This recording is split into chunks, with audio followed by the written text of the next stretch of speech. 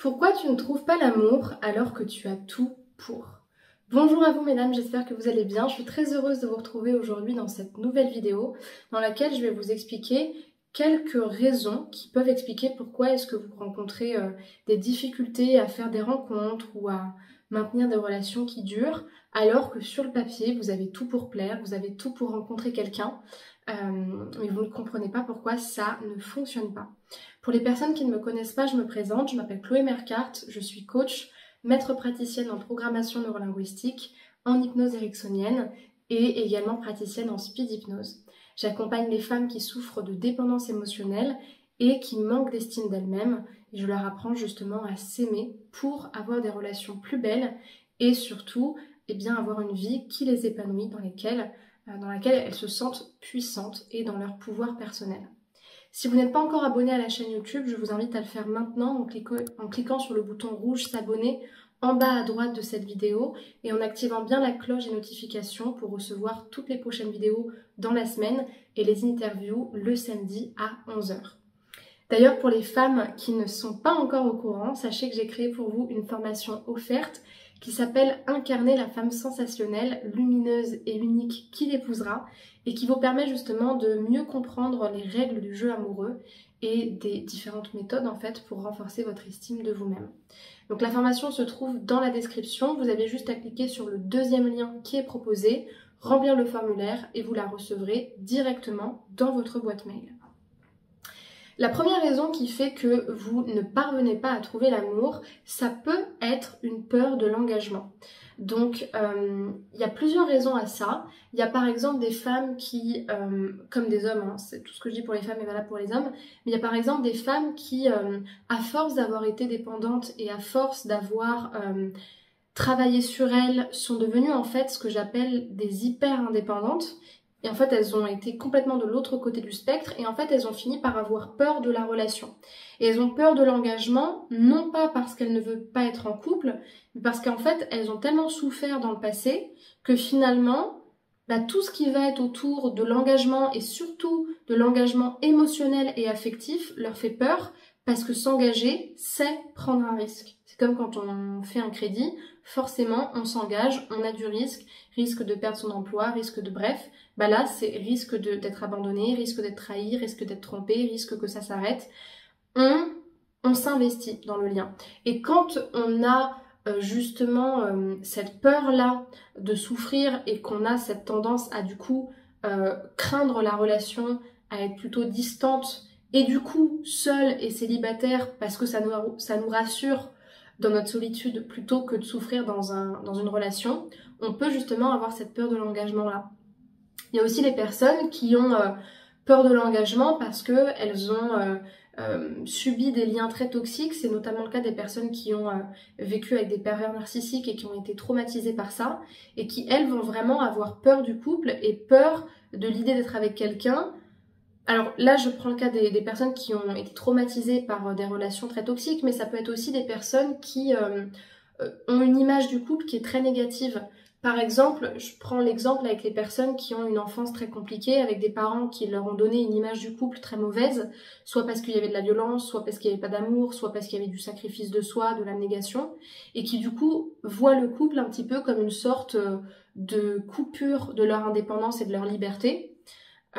qui peut être liée encore une fois à leur passé, et qui ont une telle représentation du couple qui fait qu'en fait elles pensent forcément ça va être une prison.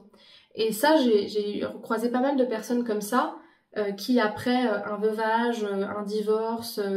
en fait prenaient leur expérience passée, c'est ce qu'on appelle le syndrome du rétroviseur, pour une réalité, une vérité générale, et forcément étaient refroidis à l'idée du couple. Et puis enfin, ça peut être peur de l'engagement dans le sens où les blessures de la personne, ou ses caractéristiques personnelles, notamment au niveau de sa personnalité, font que être en couple leur coûterait beaucoup trop en termes de contraintes que ça ne leur apporterait personnellement. Évidemment, ça peut être des croyances limitantes, mais par exemple les personnes qui aiment leur indépendance, qui veulent pas avoir de compte à rendre à quelqu'un, qui veulent pas vivre toute leur vie avec quelqu'un, qui veulent pas se remettre en question, parce qu'être en couple ça demande forcément de se remettre en question et de pas tout le temps avoir raison. Toutes ces petites contraintes qu'on rencontre forcément dans la vie de couple à un moment donné peut être trop pour elles et elles n'ont pas forcément envie de s'engager dedans et donc du coup elles repoussent tout le temps. La deuxième raison, c'est justement l'auto-sabotage et par là j'entends justement tous les schémas de pensée négatives ou tous les stratégies inconscientes évidemment négatives que peuvent rencontrer ces personnes-là, notamment le fait, la chose la plus simple, c'est en fait je veux être en couple mais je vais pas vers les bonnes personnes, je veux être en couple mais j'ai des pensées vis-à-vis de moi-même, notamment sur l'estime de moi, qui font qu'en fait je m'excuse tout le temps, j'ai pas une bonne image de moi et forcément j'attire à moi des personnes qui ne me voient pas telle que je suis ou qui me voient un peu amoindrie en fonction de comment je me présente, ou je cours après des personnes qui n'en valent pas la peine parce que j'ai des blessures personnelles. Tout ça, ça fait partie justement d'auto-sabotage, d'une mécanique d'auto-sabotage dans le sens où c'est comme si entre votre esprit conscient qui avait l'objectif de rencontrer quelqu'un et votre inconscient qui lui regorge de toutes vos blessures, toutes vos pensées, tous vos comportements inconscients, il y avait une scission, une grande différence parce que l'inconscient c'est tout le temps celui qui maîtrise en réalité les rênes de votre vie. Ça peut être aussi un manque de confiance en soi sur la capacité à maintenir une relation dans le temps. J'en suis pas capable, c'est pas pour moi, je le mérite pas. Troisième raison, c'est l'attachement insécure, forcément. Vous avez tout pour être aimé et pour aimer, mais au fond de vous, il y a une insécurité qui généralement est liée à l'enfance, mais pas que, et qui fait que en fait, le couple vient beaucoup trop vous titiller. Et votre attachement insécure fait que l'autre le ressent totalement, qu'il y a quelque chose qui n'est pas stable à l'intérieur de vous et qui fait que la personne s'éloigne naturellement parce qu'en fait, quand on voit que quelqu'un n'est pas stable et que la personne, elle est constamment la tête hors de l'eau, on a l'impression qu'on est tout le temps en insécurité avec elle, forcément, ça fait en sorte que les relations sont vouées à l'échec, soit parce que vous y mettez un terme tellement ça vous fait souffrir, ou soit parce que vous êtes tout le temps amené à être quitté parce qu'il y a une telle insécurité qui émane de vous que forcément, on n'a plus envie de rester en relation avec vous. La quatrième raison qui peut faire que vous n'arrivez pas à trouver quelqu'un, pour moi, ça peut rentrer dans ce que je vous disais par rapport aux contraintes qui sont liées à la personnalité, c'est la recherche de perfection. Ça existe aussi. Moi, je trouve que ça peut rentrer d'une certaine manière dans de l'auto-sabotage, un petit peu comme une sorte d'excuse, je cherche quelqu'un de parfait, où j'ai la représentation que je ne peux pas être avec quelqu'un qui n'est pas parfait selon mes critères. Encore une fois, on peut rentrer un peu dans une sorte d'idéalisation de la rencontre amoureuse qui en fait nous amène à de l'échec parce qu'on poursuit un rêve qui forcément ne va pas être comme on imagine, parce que en fait la vraie vie c'est que la relation amoureuse ça demande du travail, ça coûte quelque chose, c'est pas comme ce qu'on imagine que ça soit. Et donc le fait de rechercher tout le temps quelque chose de parfait, ça nous éloigne de la réalité, ça nous éloigne aussi, je pense, de l'amour inconditionnel de l'autre. Et donc en fait, ça fait en sorte qu'on n'a même pas le temps de rencontrer la personne, qu'on est déjà en train de la juger ou qu'on est déjà en fait en train de se séparer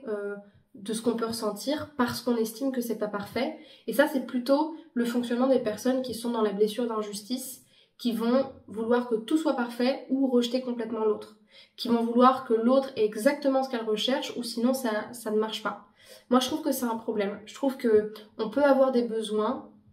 non négociables, c'est tout à notre honneur, mais quand il y en a trop qui sont superficiels